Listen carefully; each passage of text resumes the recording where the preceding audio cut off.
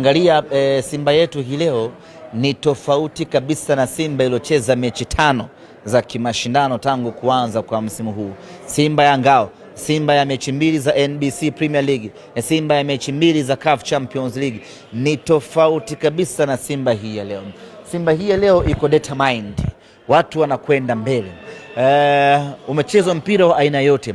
Kuna muda tunaondoka mdogo mdogo tunakwenda kwa mpinzani, wakiziba njia tunapiga mpira mrefu, tuna switch upande, tunakwenda kumshambulia mpinzani. Niliwaambia wana Simba tutegemee mabadiliko kwenye kasi, tutegemee mabadiliko kwenye umiliki wa mpira, tutegemee mabadiliko kwenye pressing, namna ya kumshambulia mpinzani, tutegemee mabadiliko kwenye utengenezaji wa nafasi na utumiaji wa nafasi. Leo nafasi chache ambazo tumetumia ambazo tumezitengeneza tumeweza kuzitumia. Simba yetu imekuwa na mabadiliko makubwa sana, lakini hapa bado, sababu hata wakati nazungumza na mwalimu amenambia bado hajafurahi sana. Yani hapa ni bado. Mwalimu waji ule.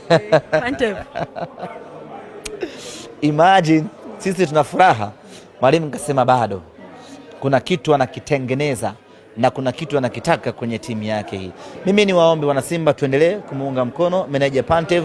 Simba ya hatari mno inakuja.